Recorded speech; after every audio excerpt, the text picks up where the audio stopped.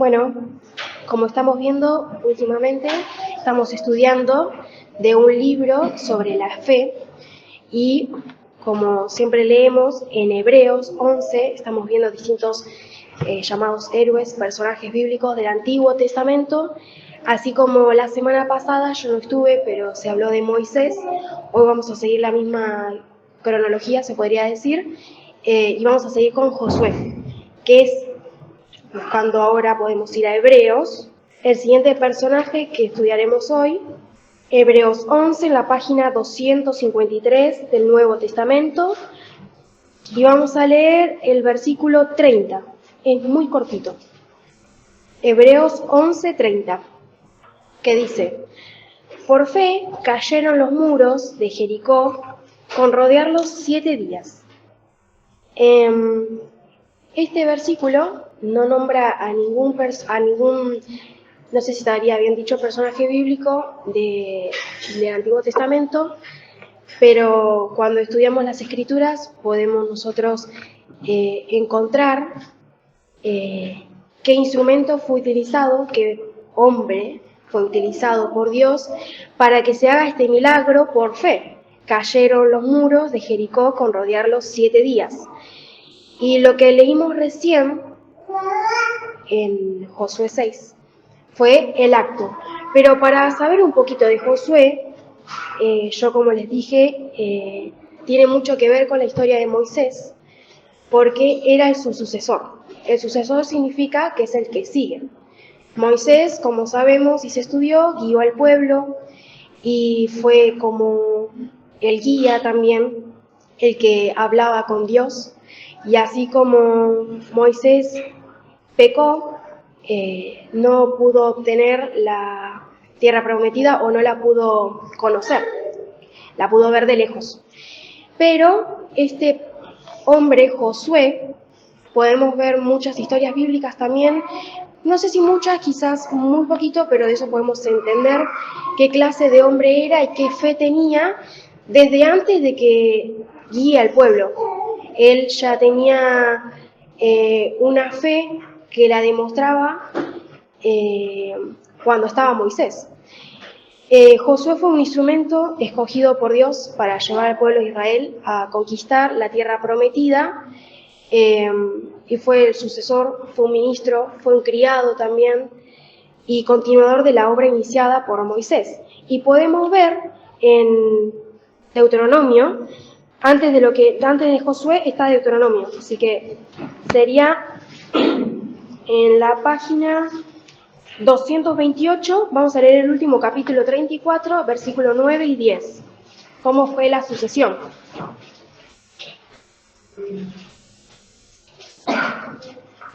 Leo el versículo 8 y 9. 8 y 9. Y lloraron los hijos de Israel a Moisés en los campos de Moab 30 días. Y así se cumplieron los días del lloro del luto de Moisés. Y Josué, hijo de Nun, fue lleno de espíritu de sabiduría, porque Moisés había puesto sus manos sobre él, y los hijos de Israel le obedecieron e hicieron como Jehová mandó a Moisés. Es muy lindo decir que el Señor ya lo venía preparando durante el tiempo del peregrinaje por el desierto, mucho antes de que él tome un lugar, se podría decir, como cabeza del pueblo. Y eso lo podemos ver también en Números, un poquito más para atrás, en Números 14, 6 a 10, y después leemos el 30. Esto es para que conozcan ustedes que este hombre, Josué, sin ser quizás alguien reconocido, el Señor lo reconoció, pero por su fe. Reconocido me refiero por el pueblo, a los ojos humanos, antes de estar adelante. Entonces, Números 14, del 6 al 10. Y Josué, hijo de Nun, y Caleb, hijo de Jefón, que eran de los que habían reconocido la tierra, rompieron sus vestidos. Esto fue porque cuando fueron a conocer y espiar sería la tierra prometida que ellos tenían que obtener, la tierra que Dios les había prometido, fueron a ver cómo era, y Caleb y Josué fueron esos dos hombres que fueron a conocer la tierra, fueron enviados y rompieron sus vestidos. ¿Por qué era? Porque el pueblo le agarró temor que esa tierra estaba llena de gigantes, por ejemplo, y de gente de un pueblo que era enemigo, y no creyeron en la promesa del pueblo de que el Señor les iba a dar esa tierra, sino que vieron lo que ve el hombre, que serían las armas, lo grande de los hombres, lo que realmente nos da temor. Pero estos hombres, Josué y Caleb, ya vemos que al romper sus vestidos demostraron también un terrible dolor al escuchar que el pueblo no creía las palabras de Dios y tampoco les creían a ellos, que vamos a seguir leyendo, y hablaron a toda la congregación, el 7, de los hijos de Israel, diciendo: la tierra por donde pasamos para reconocerla es tierra en gran manera buena.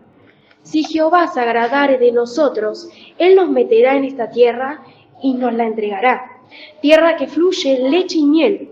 Por tanto, no seáis rebeldes contra Jehová, ni temáis al pueblo de aquella tierra, porque nuestro pan son su amparo, que sería la sombra, se ha apartado de ellos, y con nosotros está Jehová. No los temáis. Entonces toda la multitud habló de apedrearlos con piedras, mas la gloria de Jehová se mostró. Bueno, acá ya podemos ver que quizás no es el acto de fe que hablan hebreos, pero este personaje, Josué, tuvo una preparación y tuvo experiencias antes de llegar a este acto que fue la caída de los muros. El Señor ya conocía su corazón, porque si vemos acá, había sido tan valiente de poder hablar al pueblo y decirles que era la tierra que el Señor prometió, que aunque haya gigantes o lo que haya, el Señor no se las iba a dar. Y el pueblo quería apedrearlo. Además de eso, Josué, yo acá me anoté, por ejemplo, en esta historia, después está en el 30, que les quería leer esa parte: vosotros a la verdad no entraréis en la tierra, por la cual alcé la mano de haceros habitar en ella, esto dice Dios, exceptuando a Caleb, hijo de Jefón, y a Josué, hijo de Nun. El castigo del pueblo por no creer fue que no puedan, hasta cierta edad, una generación completa no pueda conocer la tierra prometida, pero Josué y Caleb fueron la excepción a este castigo, gracias a su grande fe que los dos tuvieron.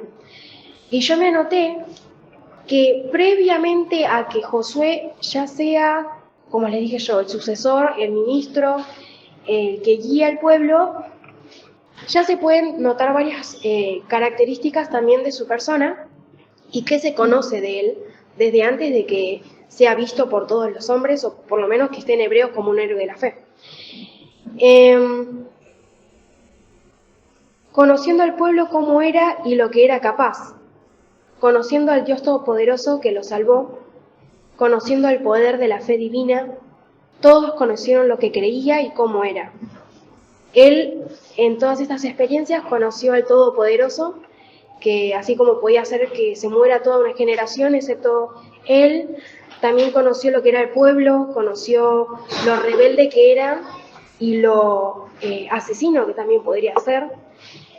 Conoció también el poder de la fe, que aunque ellos no habían obtenido la tierra prometida, él creía que el Señor se las iba a otorgar, y también conoció y fue conocido por su fe, cómo era.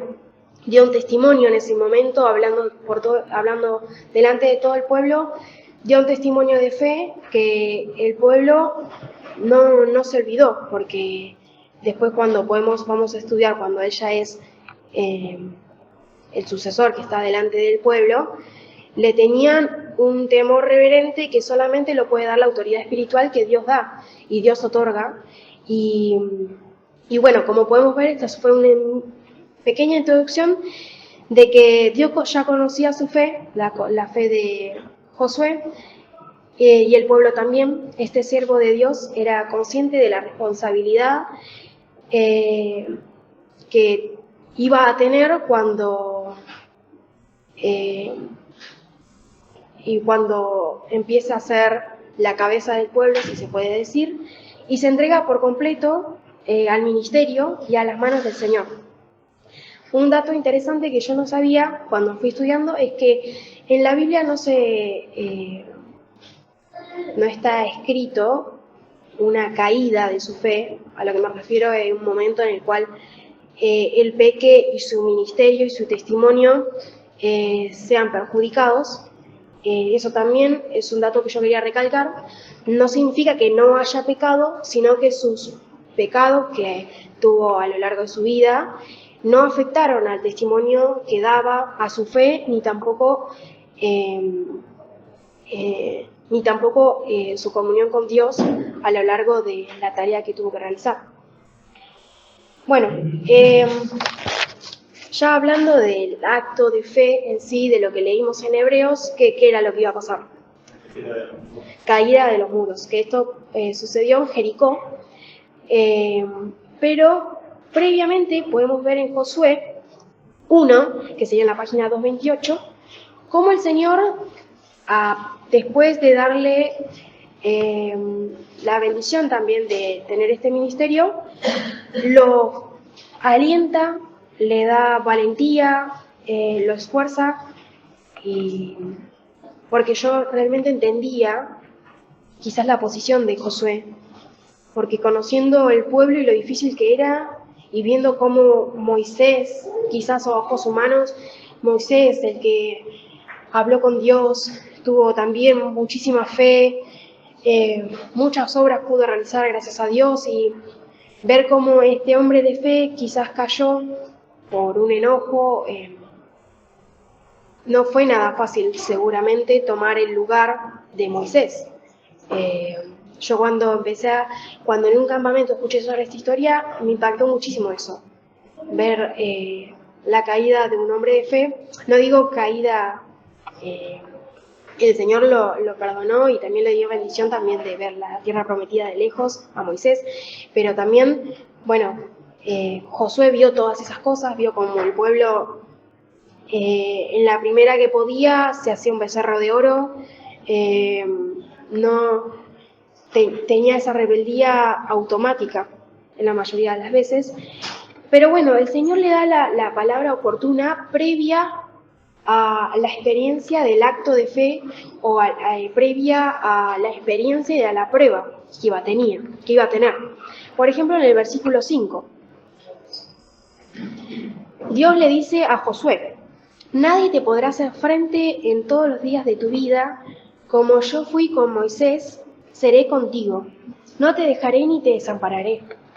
Esfuérzate y sé valiente, porque tú repartirás a este pueblo por heredar la tierra, de la cual juré a sus padres que la daría a ellos. Solamente te esfuerces y seas muy valiente para cuidar de hacer conforme a toda la ley que mi siervo Moisés te mandó. No te apartes de ella ni a diestra ni a siniestra, para que seas prosperado en todas las cosas que emprendieres. Esta fue una palabra, como leemos acá, de aliento y para esforzar a este siervo que iba a tomar un trabajo en el Señor que iba a ser muy difícil, como ya lo vio en Moisés, pero que si el Señor le prometía que no lo iba a desamparar ni lo iba a dejar, él tenía la fe de que iba a ser así, porque, ya como vemos después en la historia, él empezó este ministerio y bueno, ya para adelantarnos con la historia de Josué, acá estamos en el capítulo 1 y nosotros estamos en el capítulo 6, que en el capítulo 6 ya habla de cómo el pueblo de Israel con Josué tienen que derribar estos muros de Jericó, que era una ciudad que tiene la característica en el versículo 1 que Jericó estaba cerrada, bien cerrada. Era una ciudad totalmente asegurada y que tenía un pueblo que se podía defender y realmente era una ciudad impenetrable a los ojos humanos. Y esa es la experiencia que está escrita en el libro de Hebreos. Y Jericó significa lugar de fragancia. Yo cuando lo leí eso no lo sabía. ¿Lugar de fragancia? Que en el estudio habla de que el perfume debía subir, o sea, el por qué es tan importante recalcar el nombre, que el perfume debía subir al trono de Dios con las alabanzas de este pueblo escogido.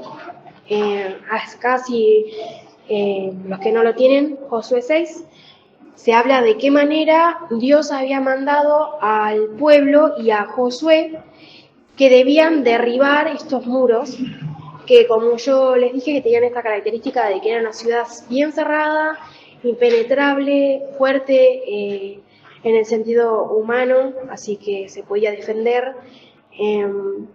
Y bueno, seguro tenía muchas más características de las que yo ahora no recuerdo, pero que ahora cuando leímos cómo Dios quería que esos muros se derriben, no sé ustedes qué piensan, pero si yo soy Josué y veo unos muros, una ciudad grande, impenetrable, fuerte, bien cerrada, ¿y cuál era lo que le dijo Dios que tenía que hacer? Rodearla. No dice que tenían que agarrar ni un arma, ni, no sé qué se me ocurriría a mí, ni tirar flechas para no entrar, no sé, hay muchas maneras que se me ocurren a mí que siempre van a la violencia, van al acto de tomar por fuerza propia, ¿no? Y defender y conquistar, y siempre, bueno, ese sentimiento de conquistar requiere también esa valentía y bueno, y acá fue muy claro lo que tenían que hacer, era rodear, a ver, era acercar, dice en el versículo 3, la ciudad, 6 días. Después habla que 7 sacerdotes tenían que llevar 7 bocinas de cuernos de carneros. Y al séptimo día tenían que dar 7 vueltas a la ciudad y los sacerdotes tenían que tocar la bocina. En el 5 dice, y cuando tocaren prolongadamente, o sea, de una manera larga y extensiva, el cuerno del carnero, así que oyeréis el sonido de la bocina, todo el pueblo gritará a gran voz. Ahí tiene sentido también el significado o la definición de Jericó, que yo les dije, perfume que debía subir al trono de Dios, o sea, lugar de fragancia,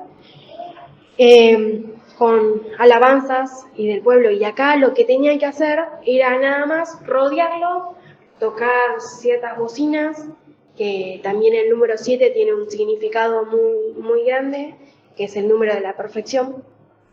Y tenían que estar de lejos, o sea, de lejos me refiero sin contacto físico con el enemigo, tocando bocinas, rodeando y gritando. Y yo me ponía a pensar, yo eso no lo escuché nunca, pero yo pensaba, bueno, gritar. Primero, ¿qué gritarían? Seguro un sonido sin sentido, pero ¿para provocar qué? ¿No? Para provocar miedo, pensaba yo, ese tipo de grito, que yo estando del otro lado, digo, imagínate que me griten en mi casa, del lado de afuera, una multitud y con gritos que son como para dar miedo quizás, para marcar presencia, no sé, supongo que esas características tenían ese grito, que también estoy segura que el Señor obró también en sus voces en este pueblo para que grite de una manera que los enemigos también lo escuchen, no importa el lugar en donde estén, por eso también rodeaban. Escondidos en donde quieran, iban a escuchar ese grito, iban a escuchar que un pueblo, en este caso enemigo, estaba del lado de afuera y estaba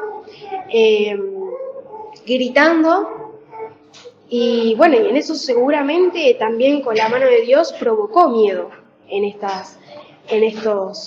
este pueblo enemigo. Bueno, para hacerlo más cortito, este acto de fe, yo busqué, el acto de fe consiste en confiar plenamente en la palabra de Dios para obtener la victoria, sin emplear ningún método humano o usar la lógica, porque automáticamente nosotros pensamos de qué manera un grito puede derribar un muro y turbar también a un pueblo enemigo, sin armas, solo bocinas también. En este caso, con ojos humanos, lo que Dios pedía podría pensarse como algo ridículo, absurdo, como muchas veces a nosotros se nos ha dicho, no sé si a ustedes, pero a mí me han dicho, que en una situación mía de experiencia, bueno, orá, y no tenés que hacer nada, orá. No me siento igual, no parece no digo tontería porque obviamente tenemos ese temor hacia Dios, pero orá por tal persona que vive en otro país que está sufriendo persecución. Y uno diría, no, más fácil sería hablar, no sé, con el ministerio o hacer algo. Y no, y cuando nos dicen orar, no importa las circunstancias, si sea por enfermedad, por ataque, uno sufre violencia en la casa y como se le dice a hermanos, ¿no?, que sufren ataques no solo de violencia física, sino de violencia espiritual. Un ataque cada domingo a la mañana para venir a la escuelita y uno le dice, bueno, orá por eso. Y uno puede sentirse que eso es insuficiente. Insuficiente, no digo innecesario, pero sí algo que le falta algo. Me falta realizar algo, no puedo yo confiar en algo que no veo y no hago, que no tenga un impacto en la otra persona y que no me escuche, que... Bueno, este acto de fe fue así. Josué tenía que realizar algo que a los ojos humanos parecía insuficiente, pero que, como vimos en la historia, Dios obra de maneras distintas a las nuestras. Y gracias a Dios que es así. Porque cuántas veces nosotros hemos obrado, y hablo yo, cuántas veces yo obré en esas experiencias que nada más tenía que esperar y tenía que orar, y una vez que obré ya en el momento me di cuenta que no era. Aunque lo pensé tantas veces y me fijé de qué manera podría hacerme mal, una vez que lo realicé, siendo hija de Dios, el Espíritu te redarguye y te dice, locamente has hecho, ¿no? Yo he sido de experiencias que, leyendo acá con Josué, me maravillaba también de la fe de este hombre, que Dios puso en él, que Dios le dio crecimiento también, porque como vemos ya antes de estar a la vista de todo el pueblo, con solo dar testimonio de que Dios iba a dar el pueblo, ya ahí se demostró la fe que tenía. Y eso también, Dios no va a poner a siervos que no tengan fe, no importa el ministerio. De acuerdo a la medida de fe, cada uno también tiene, primero obtiene ciertas bendiciones y también las tareas que Dios da. Así a Josué, por la medida de fe, y qué medida de fe, le dio este ministerio, así nosotros también. De acuerdo a nuestra medida de fe, que eso también, si, como dice en Santiago, ahora me acuerdo, que podemos demandar sabiduría y podemos demandar fe, porque esa fe humana no nos va a servir, ni siquiera para dar el paso de fe de salvación. Ustedes se piensan que el paso de fe a salvación es por una fe que sale de mí, que yo, soy pecadora y me di cuenta. No, es una fe que Dios da, así como la da de ese primer momento, la puede ir aumentando de tal manera, como vemos en la historia de Josué, que en una experiencia tan grande y que también afectaría a todo el pueblo, su testimonio y su ministerio de fe, el Señor va preparando. Y en el texto de Josué, de Hebreos, decía, y no me quiero confundir, decía, por fe cayeron los muros de Jericó con rodearlos 7 días. No nombra a nadie. Y hablando con mi mamá, decíamos, ¿por qué no nombra a nadie? ¿Por qué no dice Josué? Porque ya sabemos que la historia es sobre Josué, pero ¿quién más nos falta? ¿Qué personaje nos faltaría? ¿A cuál? El pueblo entero. No fue solo una experiencia de Josué, también del pueblo entero. Eso también fue muy lindo ver eso. Que el pueblo entero, a pesar de la rebeldía que tenían, que lo iban a apedrear en otro momento a Josué, primero vieron la fe de Josué y entendieron que era una fe de Dios y tenía esa autoridad divina y obedecieron. Y eso a una persona rebelde, el obedecer, es lo más difícil que uno puede hacer, pero acá obedeció y tuvo esa fe también. Siempre yo por lo menos veo al pueblo de Israel como rebelde en todas las historias, y porque realmente hay historias que el pueblo de Israel se confundió demasiado. Pero acá podemos ver que en esta experiencia, por lo menos, a pesar de lo que eran, tuvieron esa fe. Y se sometieron bajo la autoridad de Josué, que la autoridad de Josué sería someterse bajo la autoridad de ¿quién? De Dios. No era bajo la autoridad de Josué, porque si no lo hicieron con Moisés, Josué no habría diferencia. Y en el estudio, y esto sí voy a hablar muy poquito porque sinceramente yo sé muy poco de todo que tenga que ver con la Biblia, hablaba de una festividad que se llama el jubileo. El jubileo significa sonido impetuoso o estruendo. Yo cuando lo iba leyendo, quizás en el estudio estaba tan resumido que me confundí muchísimo con otro tipo de festividad que son parecidas, pero bueno. Y este acto de fe fue figura del jubileo, fue el punto de partida para celebrar el jubileo con una experiencia vivida. El jubileo se cumplió con el acto de fe de la caída de los muros, porque muchas acciones, se podrían decir, quizás el pueblo sin darse cuenta, que eso no lo sé, por ejemplo, no trabajó por la comida, sino que del fruto de la tierra prometida comieron, porque cesó el maná, sino como también,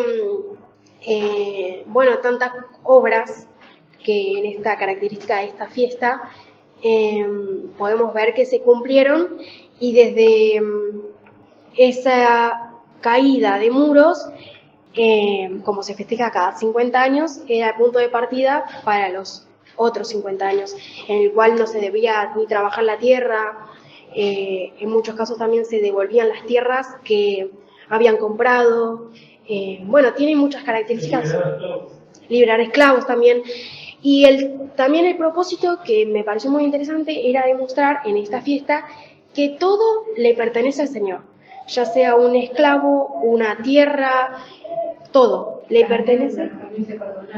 Se perdonaban las deudas, todo le pertenecía al Señor, y qué hermoso empezar de esa manera también en la tierra prometida, reconociendo que todo le pertenece al Señor. Esta tierra prometida, aunque se la dio Dios al pueblo, era de Dios. También el jubileo se tocaba trompeta. Claro, sí, también el sonido de trompeta. El número 7, como yo les dije, tiene un significado que también se repite en esta fiesta del jubileo. Que después después en números 25 ustedes van a poder leer las características de esta fiesta, que yo no me meto mucho, Levítico 25, perdón. No me meto mucho porque, como les dije, yo soy poca conocedora.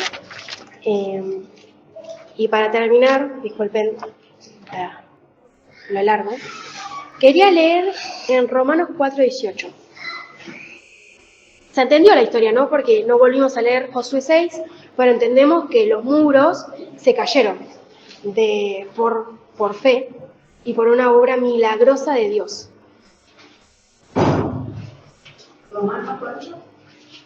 4. Vamos a leer desde el 18.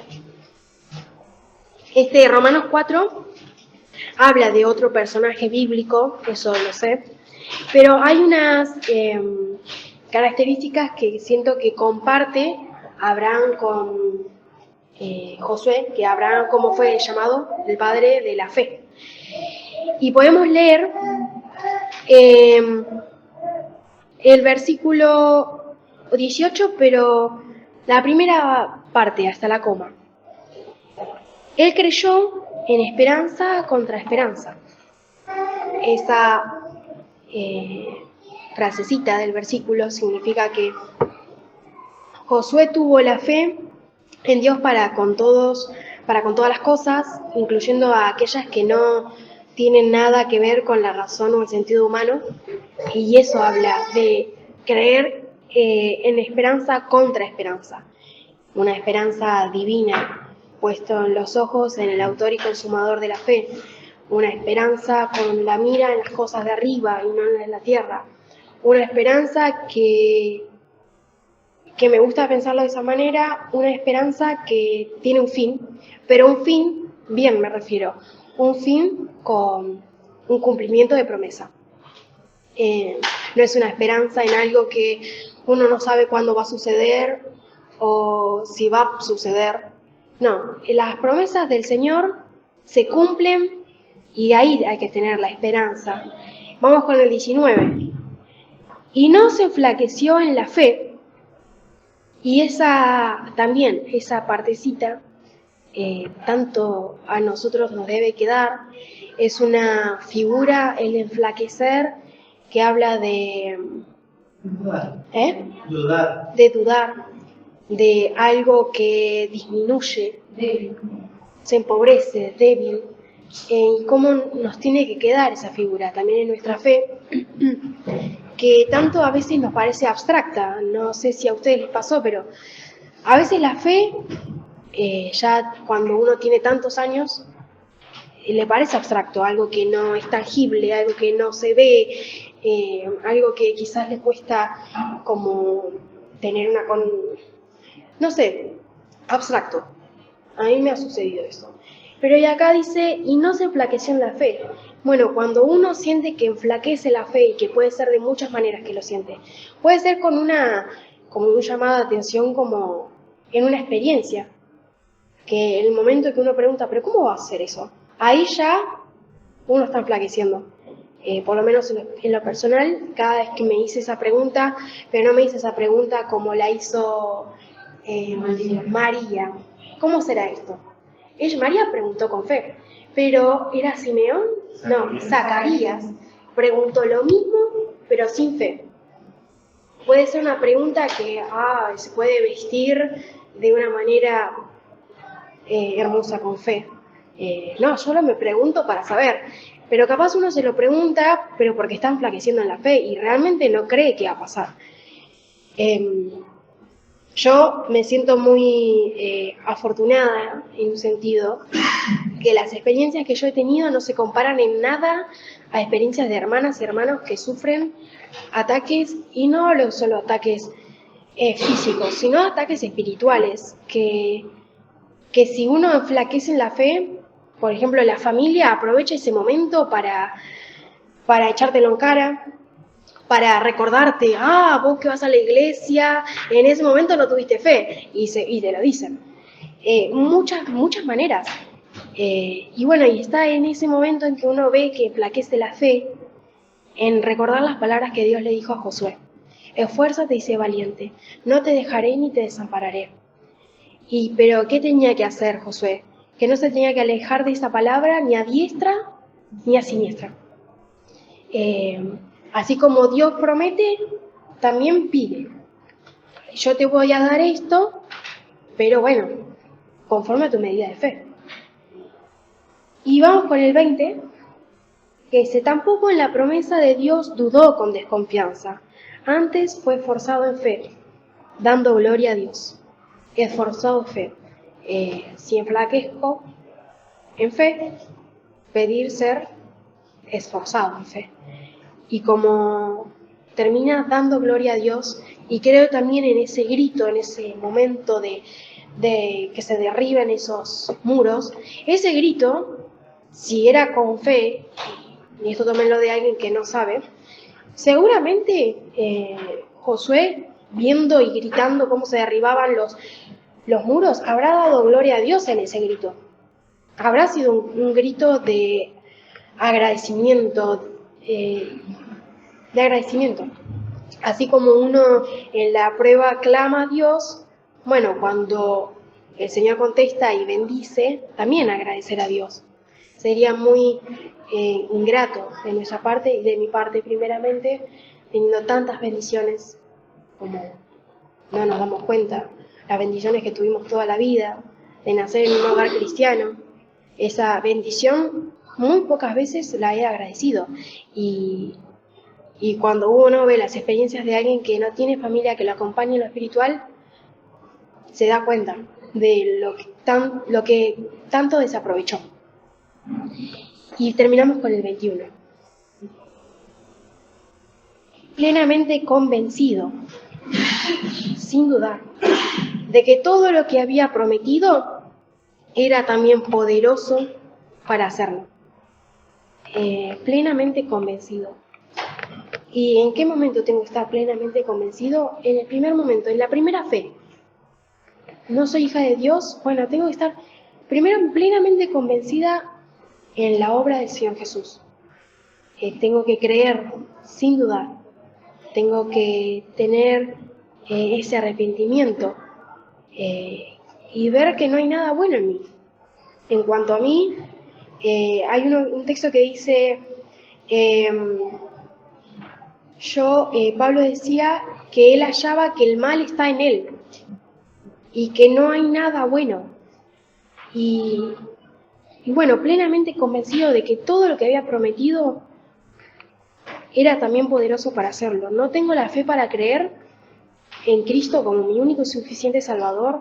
No tengo la fe para creer que el Señor va a ser poderoso como para cambiar el corazón de una persona que no cree, que está negada, que se dice ser ateo, agnóstico, la característica y que tenga. No tengo la fe para creer que Él es poderoso también para hacerlo. Y hablando, yo quería leer un texto de la boca del Señor Jesús, que le dice al papá de un joven que estaba lunático, loco. Vamos a Marcos 9:23. Marcos 9:23. Y que le dice al papá, porque el papá pedía por su hijo, y el Señor Jesús, misericordioso, y realizaba estos milagros, ¿no? Pero muchas personas se acercaban a pedir ese milagro. Y vemos en el 23, y Jesús le dijo, si puedes creer, al que cree, todo es posible.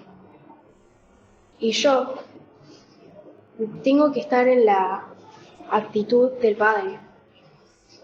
Y luego el padre del muchacho dijo clamando, creo, ayuda a mi incredulidad. La incredulidad es esa falta de fe. Así como el padre de este hijo que estaba loco no podía quizás creer por completo que Dios lo iba a sanar de manera que esté cuerdo y en su sano juicio, así conmigo también. La primera experiencia es, ayuda a mi incredulidad. No tengo ni siquiera esa fe para creer en Jesucristo como mi único y suficiente Salvador. No tengo esa fe para verme también como pecador, porque es una ceguera espiritual que si uno no se la quiere remover o uno no le pide al Señor que la remueva, no la va a ver nunca. Puedo vivir cegado aunque esté escuchando. Si yo no me pongo en esa situación también o en esa actitud de creo, quiero creer, quizás todavía no creo, pero quiero creer, estoy buscando creer, ayuda a mi incredulidad. Ayúdame en donde yo estoy flaqueando, en donde estoy cayendo. Primeramente para salvación, porque Saben ustedes las consecuencias que tiene la paga del pecado, como dice Romanos, porque la paga del pecado es muerte. Mas la dádiva de Dios, el regalo de Dios, es vida eterna en Cristo Jesús. Que el Señor los bendiga, que podamos seguir pensando en estos temas de la fe, también que ahora comienza el año, ¿por qué el Señor nos preparó con un estudio de fe? ¿Qué ve en esta iglesia que nosotros no vemos? Yo conozco solo mi experiencia, pero capaz que ve que en todos nosotros falta esa fe y nos está ahora instruyendo, nos está corrigiendo, nos está esforzando para que en el año que empiece nosotros podamos decir creo, ayuda a mi incredulidad y poder seguir así en el hogar que esté, en la iglesia que esté, en la situación que esté y en la experiencia que no veo que cambia. Pero bueno, que el Señor les bendiga.